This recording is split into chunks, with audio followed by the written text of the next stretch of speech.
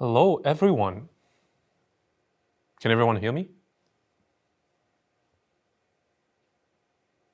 I hope everyone can hear me. Yes, cool. Well, there's a fly here. Hello, everyone, and welcome to this Ridley Webinar tonight, How to Preach and Present in Front of a Camera. Thanks for joining in. If you've just joined us in the last 5 minutes or so, just a few housekeeping rules. We are taking questions in the chat box. We also ask that you mute yourselves when you come in, but I think we might have disabled the microphone option, so I think we're good for now. Also, by way of introduction, tonight's webinar is also co-hosted by our one and only education designer, Diane Hockridge, who is part of the audience. So she is a co-host with me tonight, and you might have some questions for her. I'm sure she'll be happy to answer some of them. With me also to my left, and you can't see her, is Stephanie McDonald, who's a resident student. She's assisting me tonight with some of the tech stuff in this presentation. So we've got a lot of ground to cover, and I think we should get going. So, how to preach and present in front of a camera. This is a topic that I think, or I hope it would interest a lot of people. And I would say that I've worked here at Ridley for 8 years now, and mainly 90% of the work I do is actually trying to teach people, 90% of the work that I do here is filming lecturers and presenters that come in to film for our online subjects. And over the 8 years, I'd like to think that I've learned something about how people react in front of a camera, how they present, some of the things that I think are perhaps bad habits, some of the things that are easy fixes that I think anyone could pick up and apply when speaking and preaching in front of a camera. So,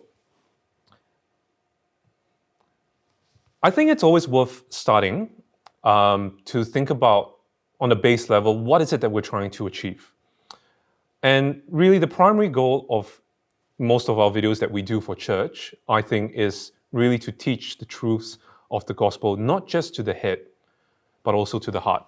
So, anyone can disseminate information fairly easily.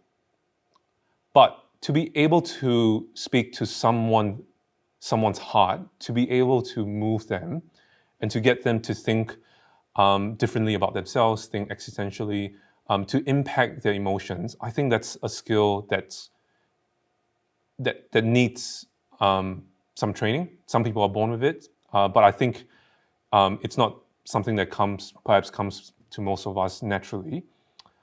And I think this is such an important thing to remember as we're thinking about creating Sunday service sermon videos, because ultimately trying to present truths, gospel truths onto a camera is quite a difficult thing.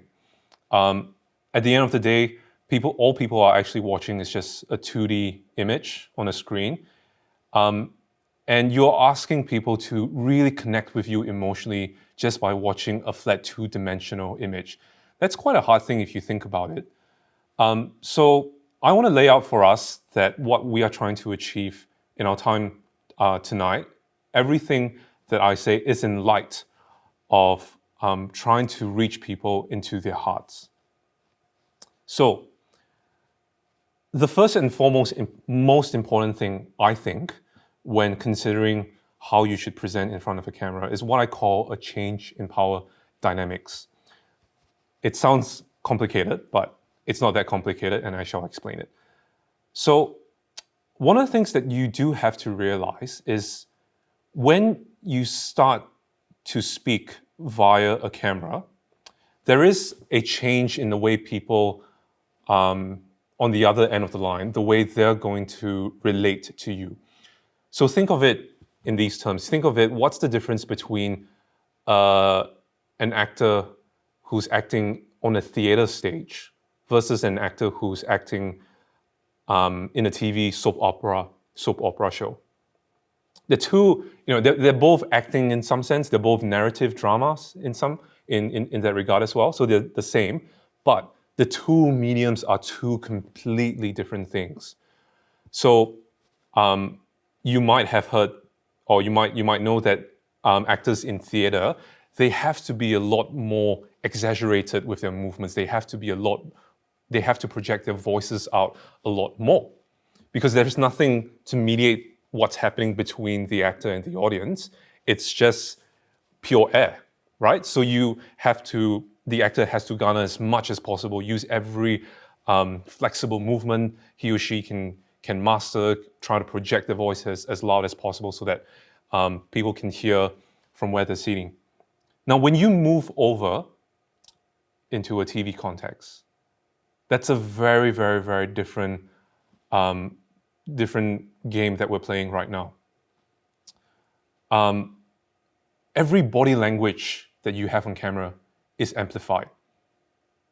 Your voices are all amplified. And I don't know if you know this, but if you've seen some, and sorry, I don't mean to be critical here. If you've seen some Sunday service streams in the last couple of weeks, some of the streams that have tried to include their music worship segment at the front, at the start as well, you tend to realize that all of a sudden a lot of singers are off-key, and usually you might have not noticed that they were that off-key in person at church, but then all of a sudden over camera, everyone seems to be off-key or not playing in tune or playing in sync. And that's because everything over camera gets amplified 1,000 times. So the very twitch of your eyebrow, clenching of your cheek, like I'm trying to do here, not very well. People pick that up, and people do notice these things. And if you're not aware of the slightest body language, I think people can get distracted and sometimes can get turned off by it as well. So another way to think about it is the power dynamics changes because in a traditional setting, you might be a pastor preaching from the front, at the pulpit at the front of church. You have to think that most of your congregation that comes to church, they're coming to you to listen to you, right? They have to make time to get out of their beds, transport themselves into church, give time to sit down and listen to you preach.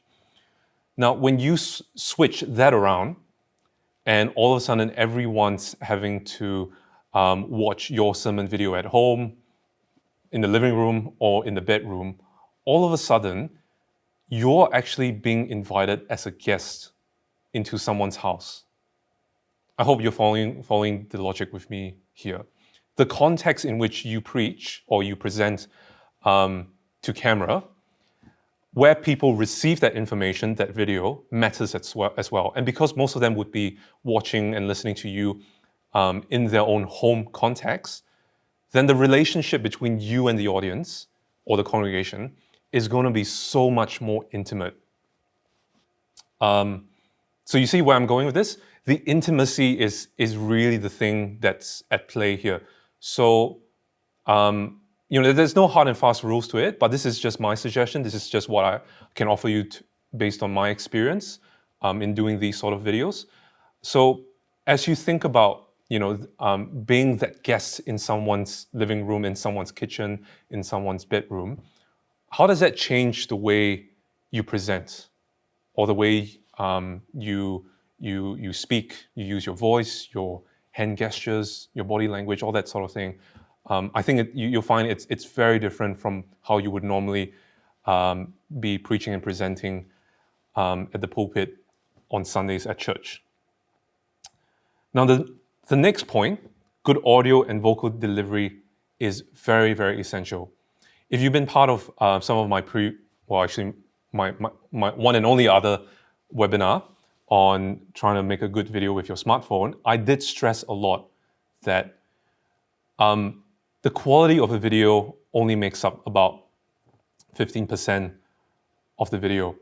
The other 85% really depends on good audio. you need to have good audio in order to retain attention, in order to speak effectively to your audience. I can't stress this enough. Audio is king in this context. So I'm going to demonstrate something to you about the effects of a good audio. So the idea of having a good audio is that you need a microphone as close to your mouth source as possible. So right here, I've got a little clip-on mic that you're hearing me from. I'm going to switch over to a microphone that's sitting right in front of me, where the camera is actually. And I want you to hear the difference between these two microphones. And I think you might find they will be a day and night difference. So Steph, hit it.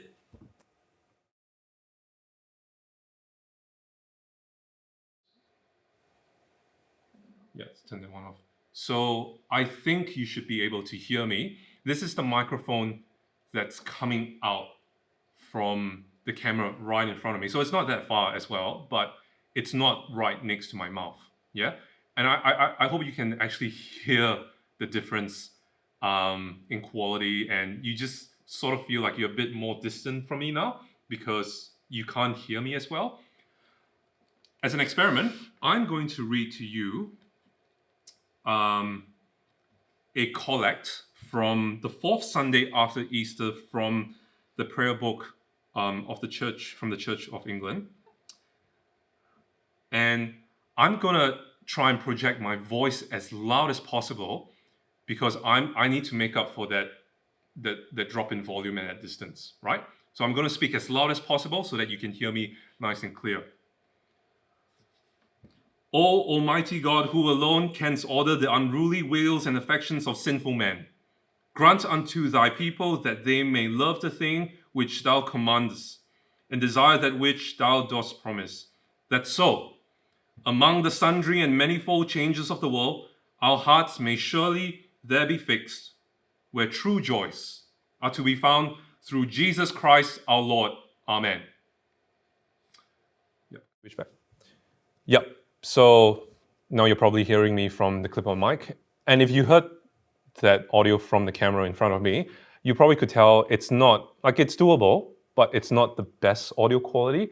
I have to project my voice, I have to shout, I have to compress my voice by shouting louder to get the message across to you, right?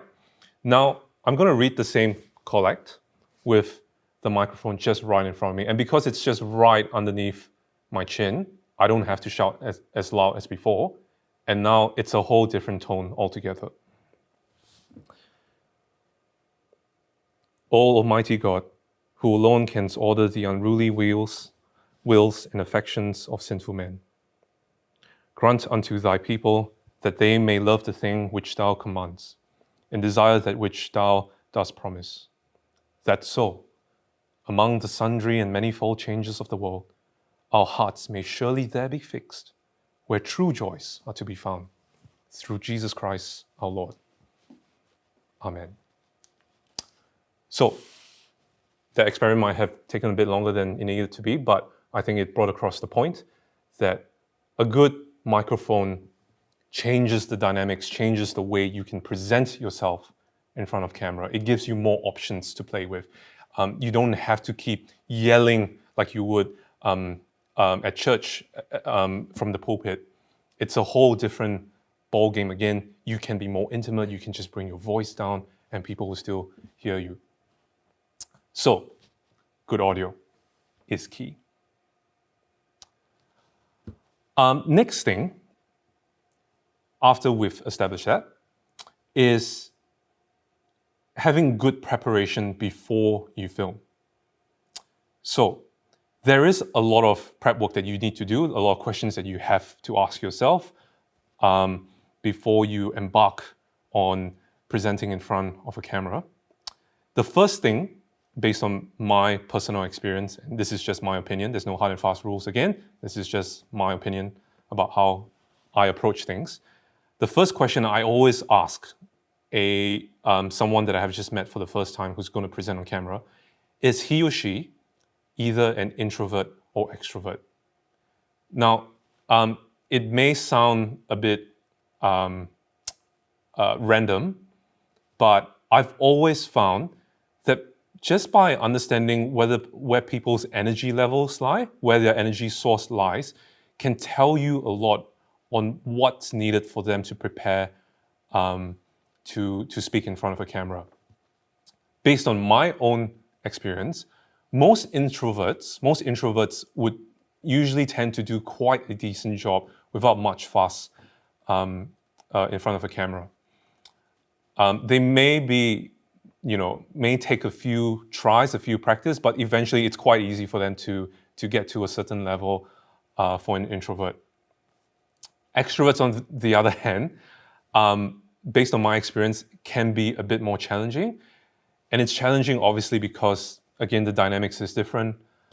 You don't have a huge audience in front of you. You don't have anyone to relay and play off your energies from. So I tend to find that extroverts can find speaking to a camera very, very intimidating because they do have to feed off other people's energy.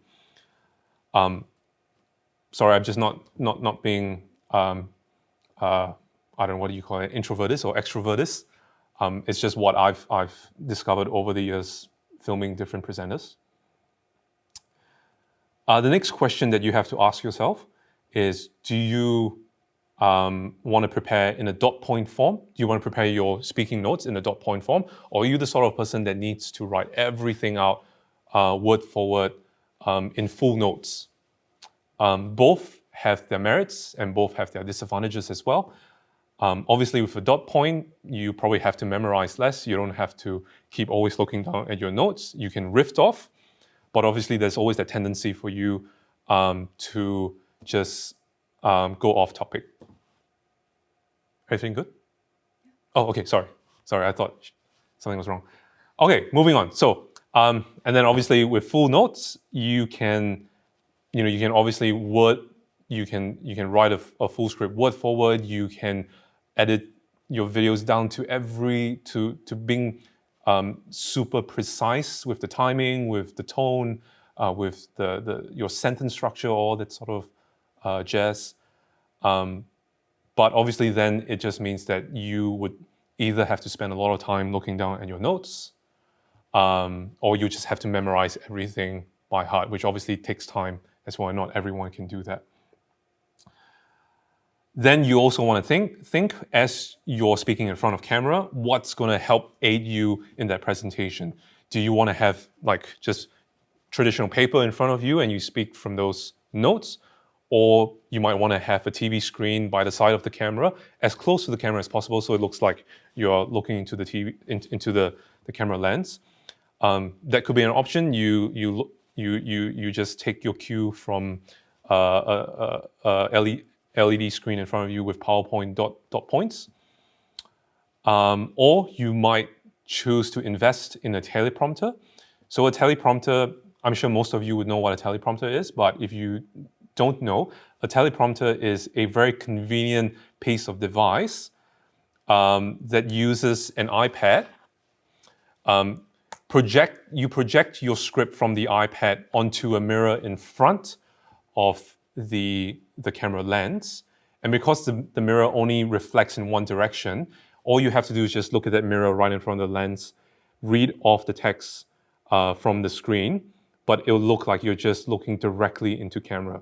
So that's one of the business secrets, if you like, of Ridley College. We get through a lot of our online video filming, not by asking lecturers to memorize, but for them to write their scripts word for word, and we project their scripts onto a teleprompter and they deliver it from there. So obviously the benefit of that is you don't have to spend all that time memorizing, but it just means that you need to actually do a bit of prep work in writing your script word for word. Now, on to the next interesting topic, wardrobe. This is something that when I first started here at Ridley, everyone used to make a joke out of until it got really tiring for me. I used to get, I wouldn't say heckled, but people used to joke about, look at me, I'm in front of camera now. Oh, where's my wardrobe? Where's my makeup? Ha ha ha ha. We can't afford a makeup artist? Well, to be frank, wardrobe does play a big part in how you present in front of camera. Interestingly enough, makeup also makes a difference on how you look and present in front of camera. So I've given a few simple tips about what I usually tell presenters what they should do and what they should avoid with their wardrobe. First and foremost, most important thing, you should not have any fine patterns. You should not wear any fine patterns with your outfit. Reason for that is if you are wearing a shirt with like very fine polka dots or very fine checkered lines, the camera's going to have a hard time picking those fine details up. And because it's having a hard time picking those details up, the camera's going to have this weird glitch, what's called moire. That's an industry term. I'm not making that up. And like you'll see it. Moire is just this weird thing where the patterns have on your clothes just start to have a life of its own. It starts to move in weird formation because the camera can't comprehend what's happening on your shirt. Cameras are not that smart after all. Who knew? So that's my rule. No fine pattern. If you can't find any other options or you've got a plaid shirt that you just need to wear because you're super reformed, that's fine as long as the pattern's big enough for the camera to pick up and understand. Also choose colors that contrast from the background. If you notice, the background behind me is pitch black. I've worn something, I didn't wear black because I didn't want to fade into the background and all you can see is just my head. That would be creepy. So I wore a light shirt. I chose a blue color to contrast myself from the background so you can get a sense of my body shape. Not that it's anything nice to look at, but you get the point. And then we get to basic makeup.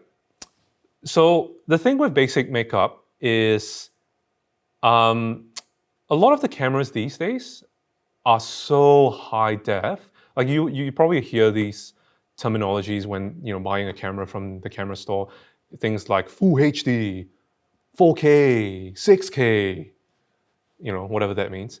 But what it basically means is that a camera can see things in like super duper high resolution, right? So because it can see things in super duper high resolution, it's going to pick up all the blemishes on your face. So, there's no hard and fast rule about wearing makeup. You might not want to wear makeup. It's totally fine. Not judging you. I don't wear makeup. But it is something to consider. Good, it's just some basic foundation, even for guys as well. It's not just a girl thing. Even some basic foundation on the face can do wonders in terms of how you look and present in front of camera. So you don't have to go, with the full Monty with like lipstick or eyelashes or, mascara or whatever. I don't know. I wouldn't know. But just some basic foundation can make a difference. And then last but not least, there is no easy way around this. You've got to practice, practice, practice. And practice can get you really, really far. Cool. At this stage, I think we're about halfway through this presentation, and I'm going to take some questions from the audience. So if you've got a question before I continue, now's the time to type in your questions. Mm-hmm. And Steph's going to relay and pick out the best questions for me. If your audio quality is poor, i.e. we don't have a lapel mic, are there any voice strategies to compensate? It's lapel, not lapel. Sorry. That's all right. Lapel. Lapel mic, yeah. So the question is, if you don't have a lapel mic or any good microphone, are there any strategies around that? And you'll be glad to know that I do have some strategies for you. I did a video about this last week. The best, so here's the principle. Whatever microphone you use, the key principle is that you want the microphone as close to you as possible. That's it. That's the bottom line. That's all you need to know, right? When the microphone is as close to your audio source as much as possible, you have the flexibility to do a lot of things. You can bring the microphone level down, which means you get a cleaner audio sound. You reject a lot of the background noise as well, because your mouth is the predominant audio source. So if you don't have a lapel mic, what do? Best case is always try and find a quiet room. Find a room that's doesn't have high ceilings and isn't too big. So a room, so to find the smallest room that you can film in your house.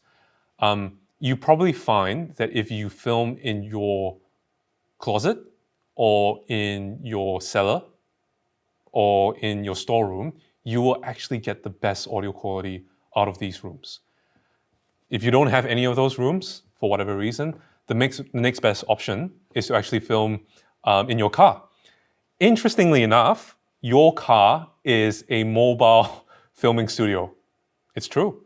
Especially if you got one of those modern cars in the last, 5 years or whatever, they do quite a good job at rejecting the noise outside, right? So if you got kids at home, if you can't find anywhere else, just get in the car. And you know what? You can even put your phone on the dashboard in one of those like phone holder things, and you got yourself a tripod. That's the easiest thing you can do. Yeah. Next question. If you're recording on an iPhone 11 or another phone, what are the best microphone options other than the built-in one? So I do have a list of recommended equipments that I will post on Facebook after this webinar.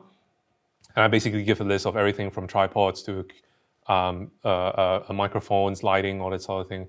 And they're all budget conscious as well. For the iPhone, I would recommend getting it's called a Rode Smart Left Plus lapel mic. And it's actually designed specifically for iPhones and for mobile phones. You do need to get a specific connector to connect the USB-C from the iPhone 11 or whatever your connection is to a 3.5 millimeter TRRS jack. That's a lot of details to remember. I will post that equipment list after the webinar on the Facebook. Last question. Yep. Sorry, last question before we've got to move on to the next part. Sorry. I know there's a lot of questions, yeah. Tell me you only had 3 questions. Okay, Sorry. Let me just see which one's the best. Steph's just choosing the best one, so blame her, don't blame me. You didn't tell me we had 3 questions. Sorry. We will have a longer Q&A at the end. How do you improve your body language in front of the video, especially if everything's amplified? Okay. We'll get to that. So we'll get to that eventually in the next part. So I'll skip that for now. Okay. Do you have any tips for extroverted presenters facing the things you mentioned? Any tips for extroverted presenters? I do, and we'll get to that as well in the second part. Okay.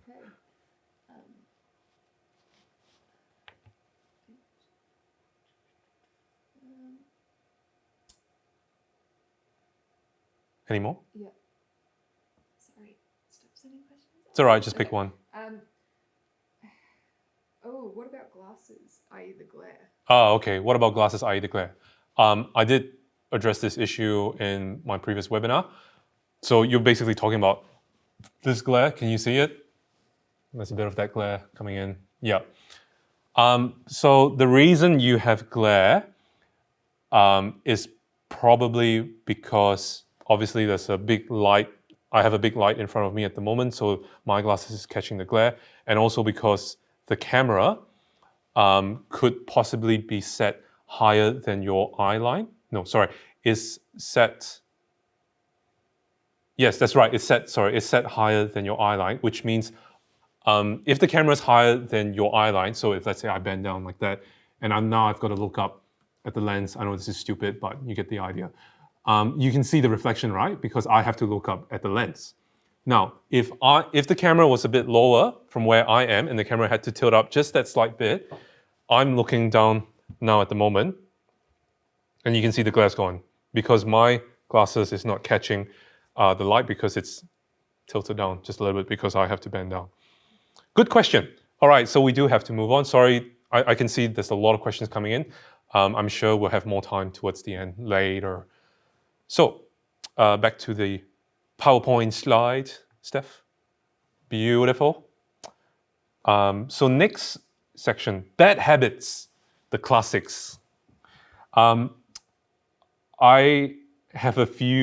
seen a few bad habits that have transcended time, geography, ethnicity, age groups, genders. These bad habits, I've seen them over and over again, and I would like to share them with you.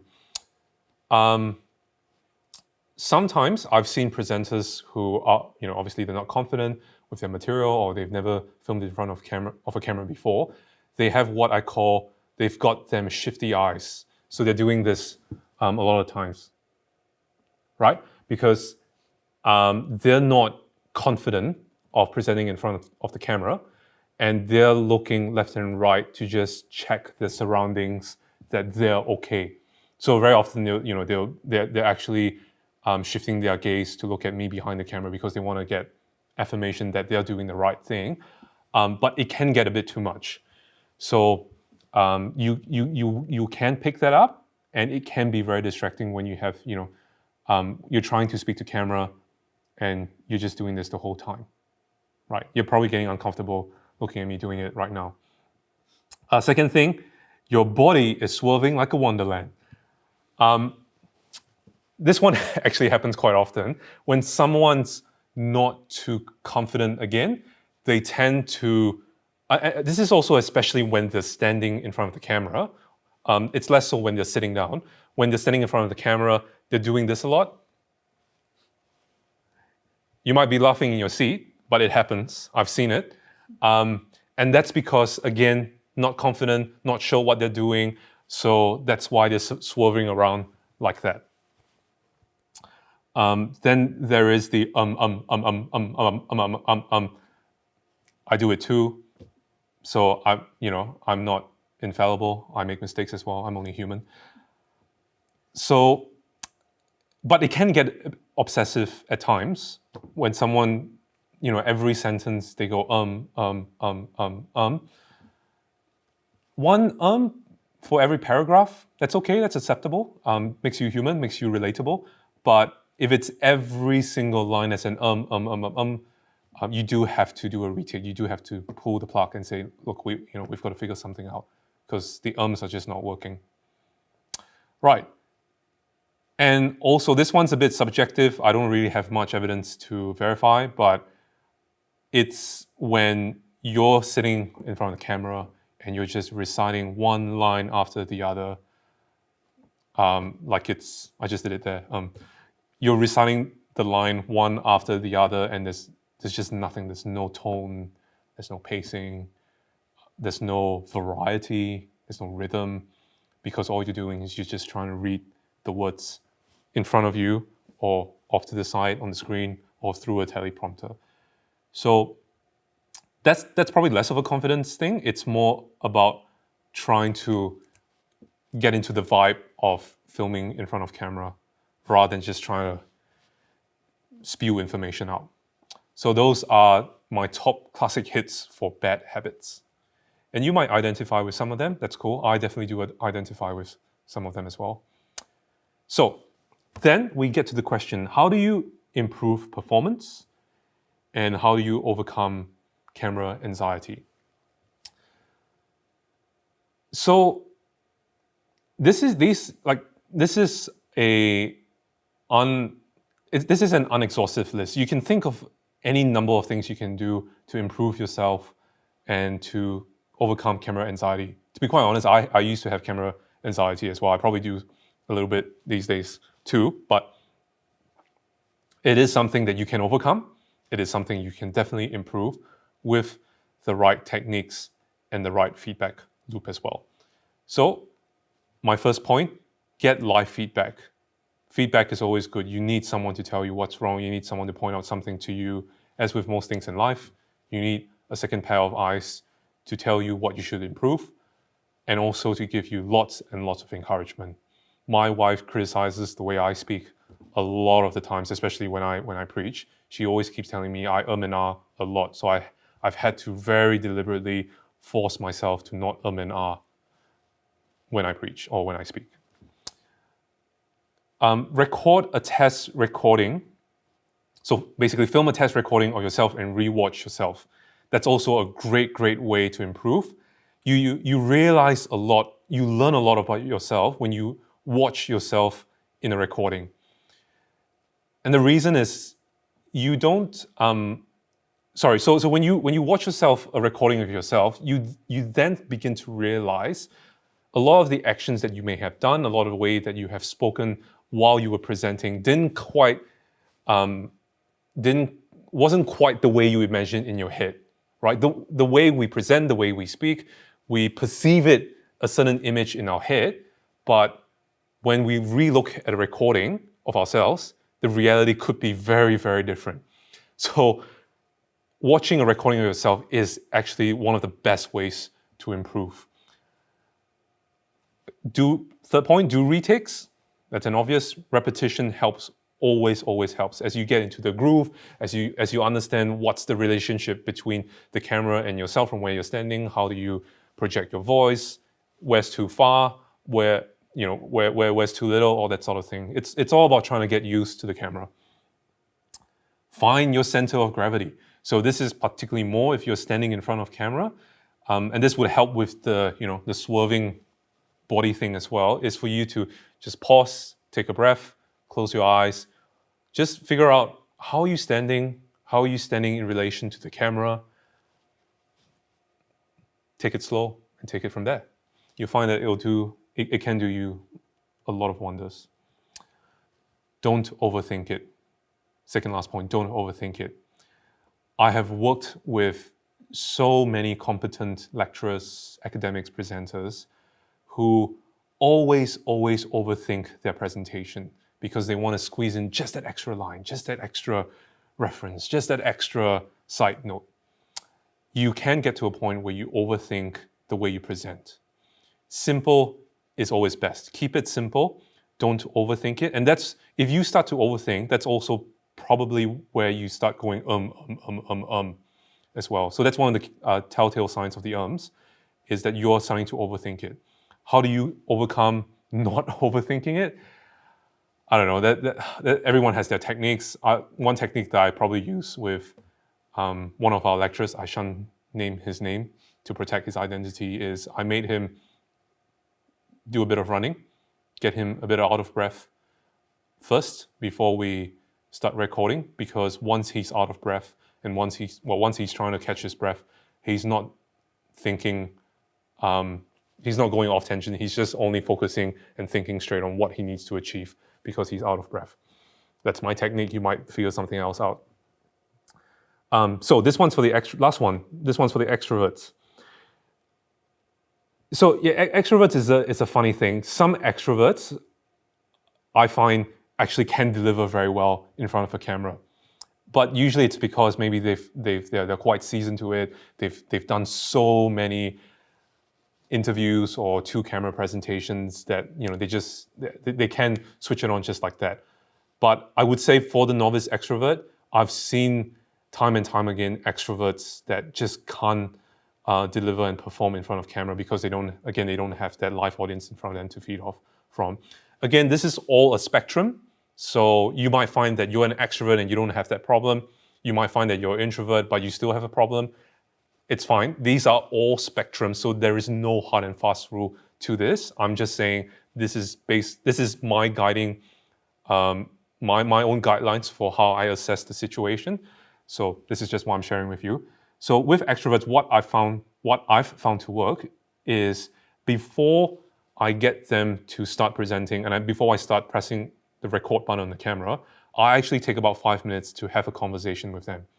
And I don't tell them I'm having a conversation with you because I want you to relax. Like, just don't mention that at all because it'll stress them out even more. Just segue into a conversation, just ask them, things about their lives, what they're passionate about, get them riled up. And quite often I find if I'm able to get them passionate about a certain topic and get them into a good conversation with me, they won't overthink presenting in front of a camera, and very often I find they can actually just then deliver very well on the spot, straight out of a conversation with someone. It's kind of like a drug overdose, if I can put it that way, in the sense that it probably would only last for one video, and then after that you have to engage with them for a second conversation before you record a second video with them. If not, the energy level will just progressively die out by the time you get maybe to like a fourth or fifth video. Anyway, that's just my take, that's just my experience. I hope that helps you very much. So that ends the formal part of my presentation. What time is it? It's 8:40. So for the next 10 minutes, I am going to swap things around. We're going to do a demonstration of how I would guide a presenter in front of camera. And Steph, who's my assistant tonight, is going to help me here. She's prepared a 1-paragraph, 45-second sermon. Well, yeah. no. Yes. No. Yeah, all right. Anyway, yeah. So it's based on Hebrew. She's written it specifically for this webinar.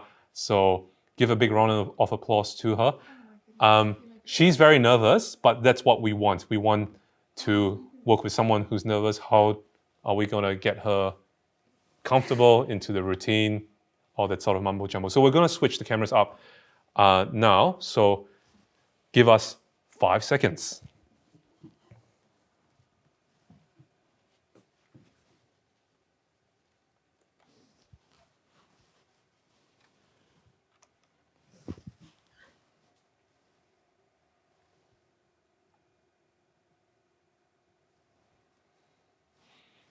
Cool. Okay. All right. So, yep. So she's in front. Have you turned your microphone on?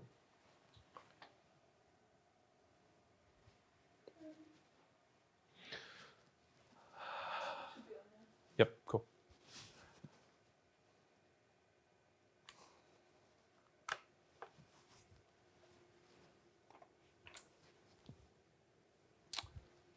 So,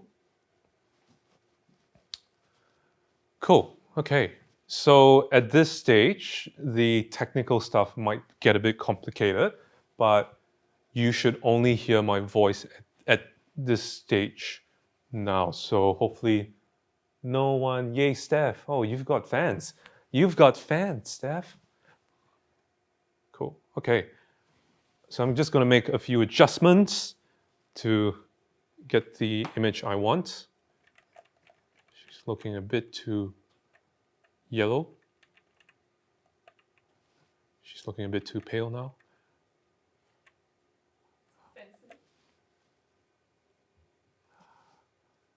Okay, so she should be in focus. All right, so I'm gonna get her to preach from her text for however long she's going to take. I'm going to press the record button on my camera. And I am going to turn on her microphone so that you can hear her as well, if I can find the right button. If it's not too personal, is Steph an introvert or extrovert? Yeah, we will get to that eventually. It's cool, we can see Wayne from the mirror. I'm good. I'm glad you can see me. So I'm going to turn her microphone on now. Steph, can you say something? Hi, everyone. Can everyone hear? Just put a thumbs up if you can, or just say yes. Yep, cool. Not too loud, that should be fine. All right, Steph. So, I've framed you up on camera. So just so everyone knows, prior to tonight's webinar, we did chat about. So we did the prep work, as I was mentioning. We talked about what she was going to wear, what she was going to speak. Was she an introvert? Was she an extrovert? Steph claims that she's an introvert. I don't know. Maybe. Oh, no. So you said you were borderline?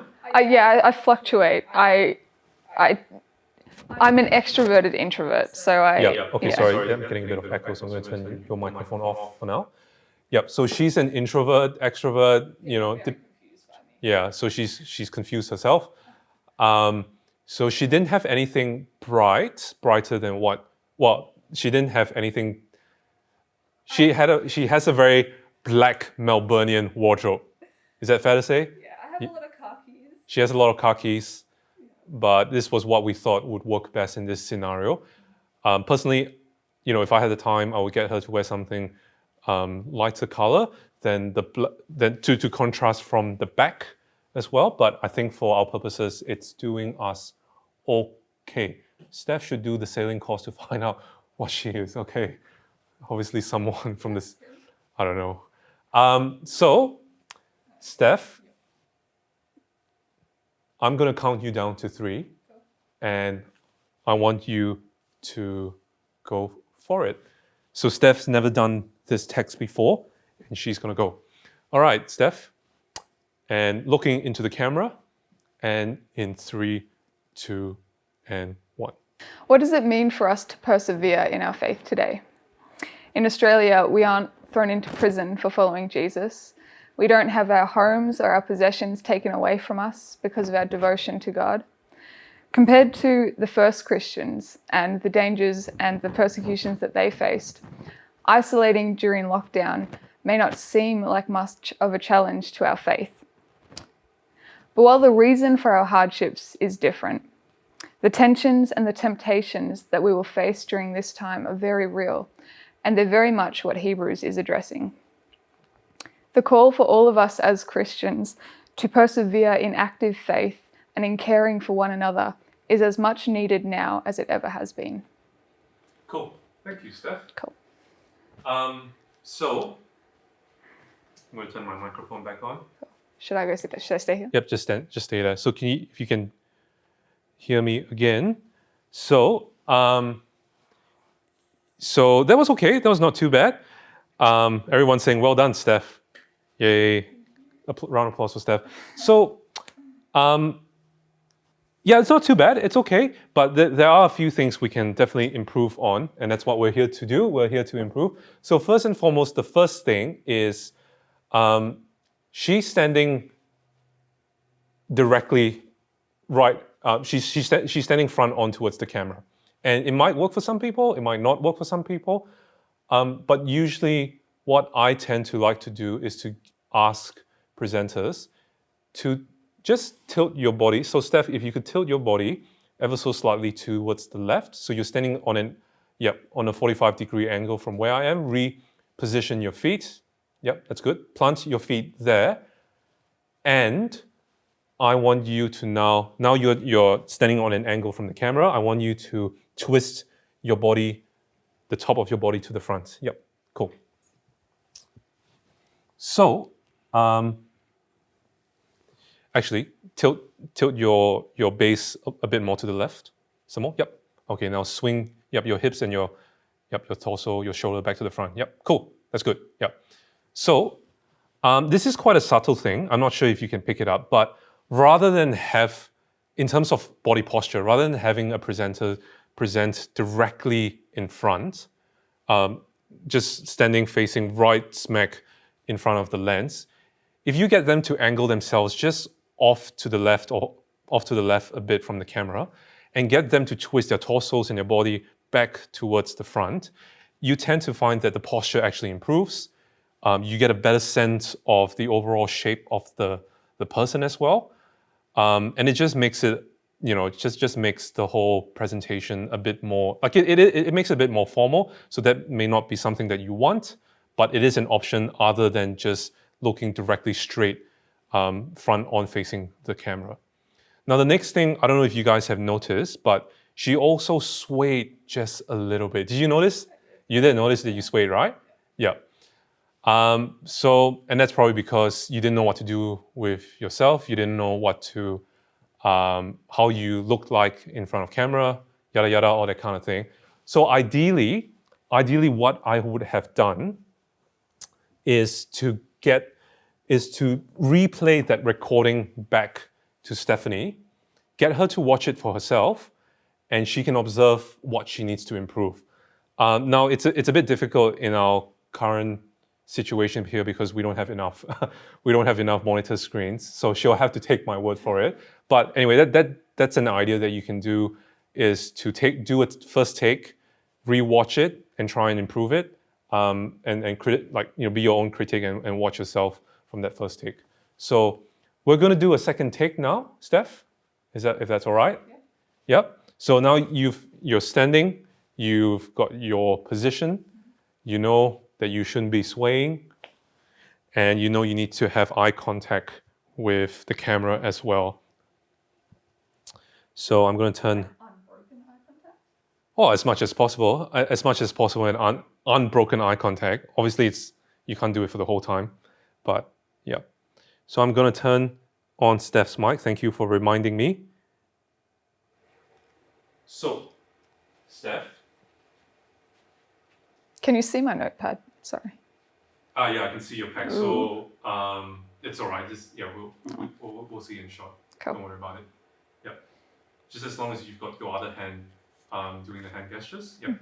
Cool. So, sorry. So if you can hear me as well from Steph's microphone, another thing that you have to make sure is to tell your presenters that the hands should always be seen in shot. So you don't want hands just floating out of shot, because that makes the presenter look suspicious. All right, so always have your hands in shot. So yep, just around your waist there. That's fine.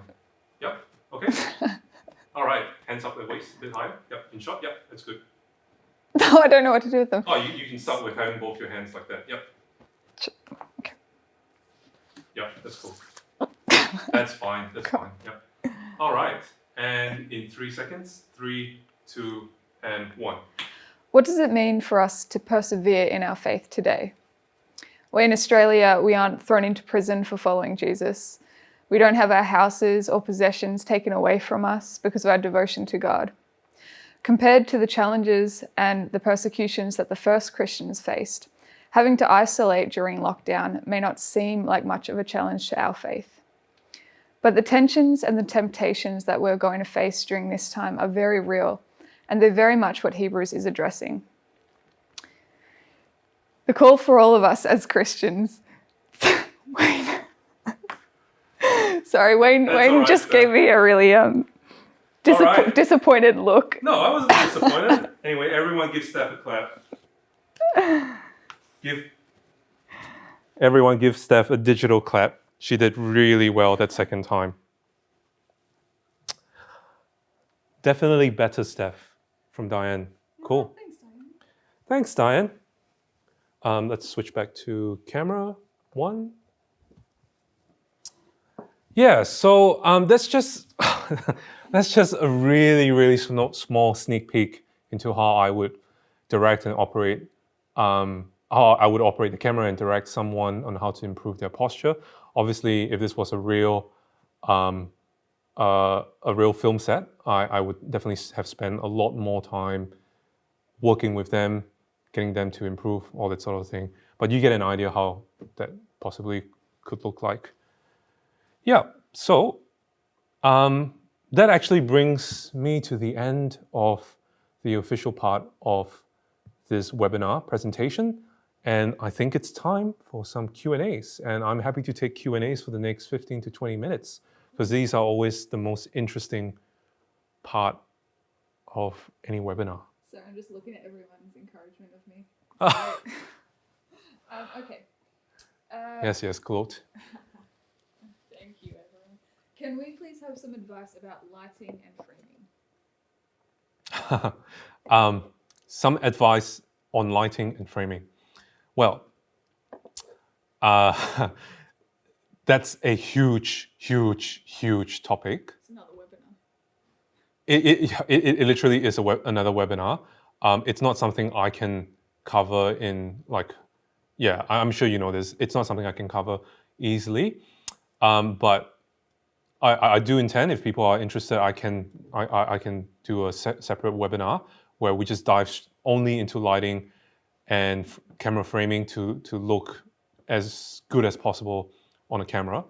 The cheat answer to that is you can always use lighting, just as long as you use lighting that is soft, So when I mean soft, I mean light that isn't just like a harsh light bulb directly shining against you, but it is diffused and filtered by something translucent at the front.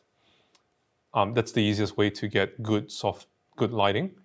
As you're seeing me at the moment, my light is being diffused by something translucent, so there's this softness to my skin. And with framing is it's tricky. That's something that you need experience.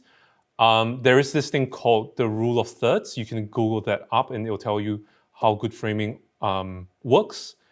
My advice is, if you're interested in good framing, you need to be consciously observing your favorite TV shows or movies and how they position the camera and where the presenter is being positioned in front of the camera. That's probably the best way you can learn. Yep. Where are you going to be posting the recommended equipment list? On Facebook? Yeah, so I'll post it in the Facebook event page in the discussion section, or if you like, I'll post it also on our Ridley COVID-19 website. So we've just launched a COVID-19 specific website subpage on our Ridley website. So if you go to ridley.edu.au, there's a link that will take you to that specific COVID-19 subpage, and we're going to post all our resources or our webinars or our blogs that are specific to issues around COVID-19, supporting you guys during this season. Anything of that nature, we're going to post there, and that's going to be our one-stop hub for all resources. So I'll try and post that tomorrow up there. What do you recommend, standing or sitting for preaching, especially in light of what you're saying about being invited into someone's room? Yeah, so can people still hear me? Yeah, okay, sorry. So with standing, you tend to get a lot more energy. So you might find that standing, like let's just say you're telling a very exciting story. Let's say you're telling the story of the time you got chased by a pack of lions in Africa, whatever. My imagination's limited. So, and it's exciting, right? Like there's tension. I tend to find that standing helps because you can generate that energy a lot more. You probably could do it sitting down. It might work fine. I think in context of what I've been saying about that intimacy, I tend to find sitting down might be a good choice. It's really hard to say. It really depends on the tone you're going for, what your sermon topic is about, what your video topic's about, who's your audience, who are you speaking to, where are they going to be receiving this video. All that plays into how you decide whether you should sit or stand. So there's no hard and fast rule to it. Yep. Any recommendations for recording backgrounds, e.g. office, bookshelf, plain wall? What, like video backgrounds? Oh, sorry. So if I'm understanding the question correctly, it's recording to camera, but keeping in mind what kind of background you have. Yes. Yeah, okay. So, to be quite honest, most backgrounds will work. Like, sometimes people get quite perturbed and confused when I say I want to film in front of like a messy bookcase or a messy desk, because they'll go like, it's so messy, why would you want to film with that as a backdrop? My thing with backgrounds and backdrop is this: one, it's only good if you can create, if the background is off a certain distance away. So it's not going to look good if you, like, let's just say you're filming in front of a set of bookcase. It's not going to look good if the bookcase is like just right behind you here, like, like, I don't know, 10, 20 centimeters from the back of your head.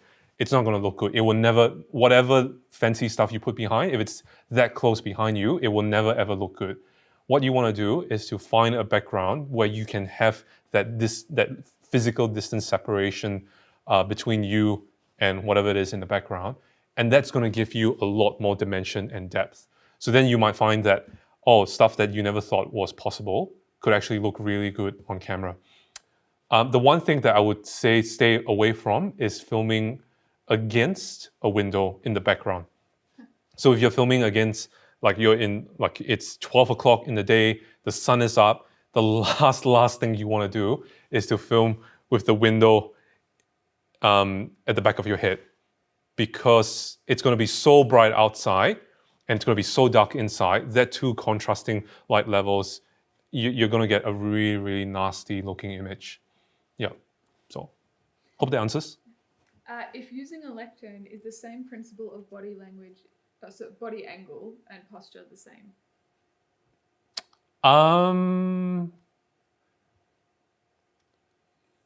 No, I don't believe so. I think, so I take most of what I've said today an extension of Mike Rater. So if any of you know who Mike Rater is, he's a very well-renowned expository preacher in Melbourne. He coaches preachers as part of his full-time gig. So I've actually taken his material and worked off it in the sense what's important for preaching, what should people look out when they're preaching in church. So I've just taken what he's said and reapplied his principles in a digital setting. So my understanding is that everything that you have in front of you, in short, will be essentially is a prop. It's a character in itself. So you have to treat, if you're speaking from a lectern, you will have to treat a lectern as if it was a character on screen. So the way you hold on to the lectern, the way you position yourself around the lectern, I think all that ties into the way the way you perform on screen. So so speaking in front of a lectern is obviously different than not having a lectern, but how that looks like, I think only you can work that out for yourself, what's going to be most comfortable for you and natural as well. Yeah. Other than hands, how much of the preacher are you trying to get in the frame? Other than the hands, how much of the preacher am I trying to get in the frame? Good question. You don't want to get the whole body in frame, because that means that the camera's got to be like far away, and neither do you want to be this close to frame, because people will feel uncomfortable and they'll just think that's too much information for me to take in. So I usually think the most comfortable framing is this current one, which is just from waist up. Maybe just slightly below the waist if you want to go a bit wider.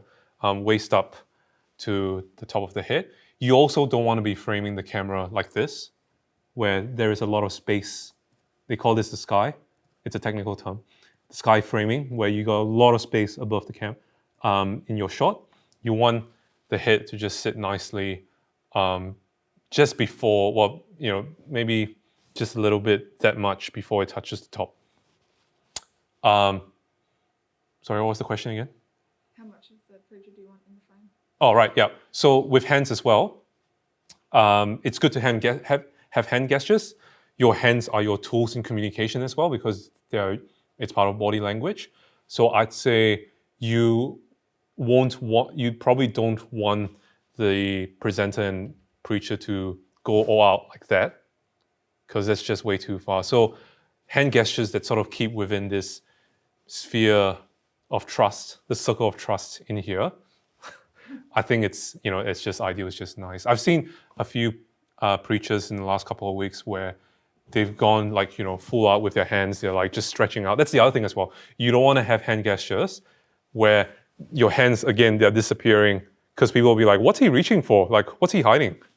You don't want that. You want the hands to always be in shot. Yeah. Oh, Ruth, the librarian's just leaving. Oh, she's working late. Bye, Ruth. Bye, Ruth. Anyway, yep. Okay. It's more of a preaching question. How can a preacher invite themselves into the room? Digitally. Is that what? I suppose so. Yeah. Yeah. So how does a preacher invite themselves into the living room? look, I'm sure many of you watching this, you're probably better preachers than I am. So I don't want to stretch myself too far in this. I'd say, look, I'd say the first 15 seconds of any video always sets the tone. It's all about context, isn't it? Like, you've got to set the tone. You've got to be inviting enough on screen. So, therefore things like keeping eye contact to the camera is important, because you want to break that fourth wall down and establish a relationship with whoever's watching you on the other side. You want to, take a softer tone. You don't want to be doing like what I've been doing, where you're like just shouting the whole time. Can you hear me? You're so far. You want to treat it like the person's just right in front of you. Speak gently, be kind, be courteous. Maybe you might consider, if you're editing the video, put some easy listening music at the start. That's a good way. Be casual. This is going back to the previous question. Maybe sitting on a table, in front of a table. Sitting down might be a good way with a cuppa. I've got lemonade. Yeah. For people who find that they speak differently on camera, do you have any tips on how people can speak more naturally? Any tips on how people can speak more naturally on camera? I think it's just practice. Sorry, like, it's not really helpful if you wanted like a cheap answer, like a quick answer to that. I think it's all about practicing. Practice just makes you more aware, helps you find your rhythm in front of the camera. Getting feedback is so important. I don't know if you feel like I'm natural in front of the camera, but I've always been the one that's been behind the camera. So for me to be in front of the camera has never been also a natural thing as well. So I've had to work for it. And the only way I've been able to work for it is I went back and I watched the videos that I've recorded over and over again, even though it's so cringeworthy. I hate my own voice. I hate the way I look in front of camera. We are always our worst critique, but I have to do the hard work of going back to watch myself. I get my wife to critique me as well. I'm always asking her, what do you think I could improve? She's always honest with me because we've got that trust thing going, so I can trust that she will always be honest with me. And I'm sure, most preachers, your spouse would be your best source of advice and resource for critique. Yeah. Sorry. So I think we might just take a couple more questions. I think we might be done. Okay. Unless there's like a lot more questions pouring in, and there are still a lot of people. There's a few. Well, whoever wants to leave. Yeah, sure. So, so sorry if I can't get to your questions in time. I might possibly be able to have a look at the chat log in a later date, and probably do another webinar Q&A, or just do a podcast where I answer your questions, in detail and more succinctly than I'm doing right now. How much makeup do people need to wear for men without a makeup artist who have no makeup? Oh, good question. Yeah, look, I'd say don't go overboard with it. The idea isn't we're not doing a fashion commercial. What we want to do is so there's a few things with makeup. The first and primary thing with makeup is that we want to get rid of any oily spots. So you might find that doing foundation might be overkill, and all you need to do is actually just get oil. Is it oil paper? Blotch paper? Can I come into your frame? No, because I'm answering this question.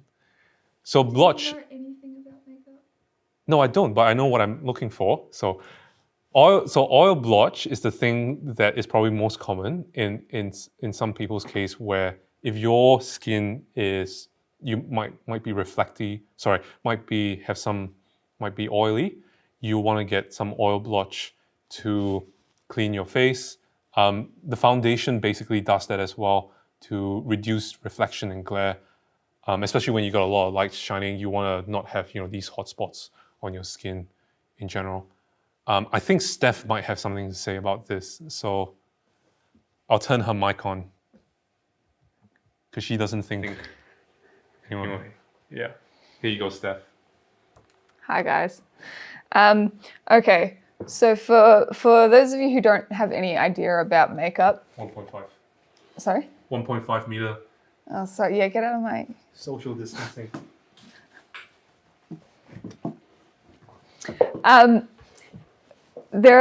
Foundations are good, but a lot of foundations actually leave you looking more oily. So if you're a guy or you just don't generally wear makeup, if you go to a chemist or Chemist Warehouse or Priceline, the women in there will be able to answer your questions. They know a lot about the makeup they're dealing with, but powder foundation is probably best. And you don't really need too much beyond that. Although I also like to wear some eyeliner as well, because if you're wearing foundation, sometimes your eyes can get a little bit washed out. Yeah, so those are probably the two main things that I would suggest for makeup on camera. Thank you.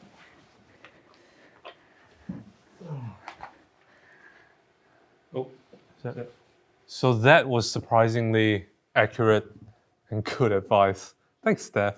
I don't know, I'm not a makeup artist, so don't hold me to it. But the principle is there. You want to get rid of the oily spots. Yeah.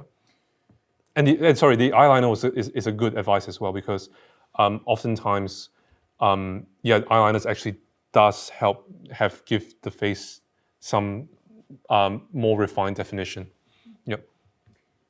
If you pray before or after the sermon, should you close your eyes or bow your head? Which one is less distracting?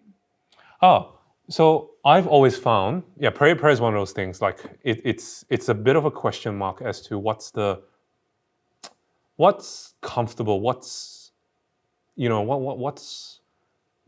too awkward, but we all know we have to pray, and there's nothing wrong with praying on screen, right? But why is it sometimes it's so awkward?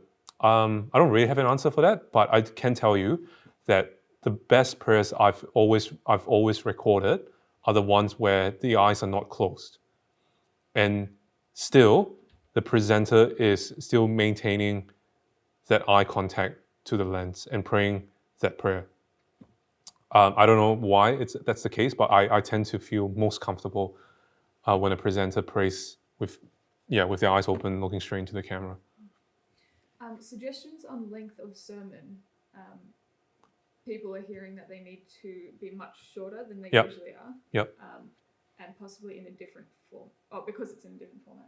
Yep. So yes. So the question is, sermon length should be shorter. Is that right? Yeah. What are your suggestions on sermon length? Oh, what are my suggestions on sermon length? Yeah. So my suggestions on sermon length is quite radical. I think it's anywhere between 10 to 15 minutes. Some people might go, oh, that's not faithful. I actually think that a lot of sermons in churches are 40 minutes long is because the pastors repeat themselves too much, or they use more words than they actually do need to use in a sentence.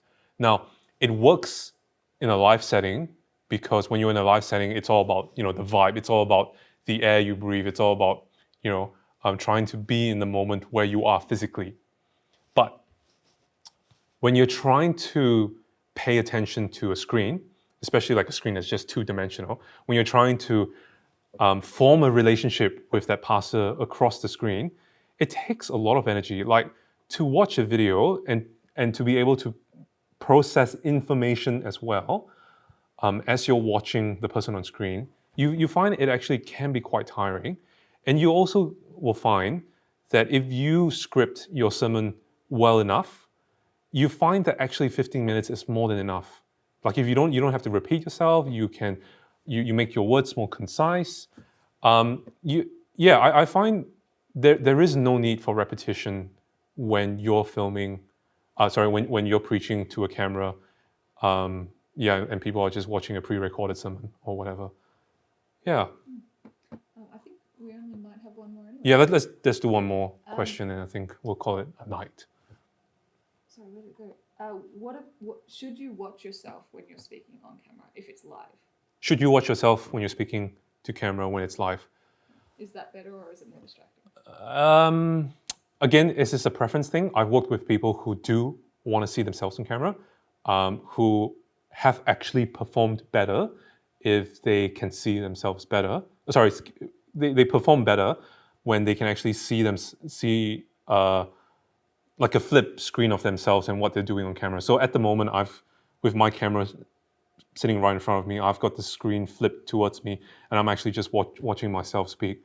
So it actually works for me. I actually do prefer it. I feel more comfortable doing that. But definitely for some people, they might get a lot more conscious watching themselves on camera. So again, it goes back to the introvert-extrovert spectrum thing. Where do you sit? Or where does your pastor, if you're filming for your pastor, where does he or she sit on that spectrum, and figuring out what works and what doesn't work for him or her. Yeah, so that's the last question? I think so, yeah. Cool. Well, everyone, thank you so much for such a productive evening. Thank you for being a part of this webinar. I hope what I've said has been useful for you, to your ministries, not just for this COVID-19 season, but for many, many, many, many years to come. Before we end this time officially, I'm just going to do a few shameful plugs for Ridley. Here at Ridley, we are offering our Ridley Certificate Bible Overview online course for free. So that's basically an online course for lay Christians to dive into. It's a six-part series that takes you from the start of the Bible to the end.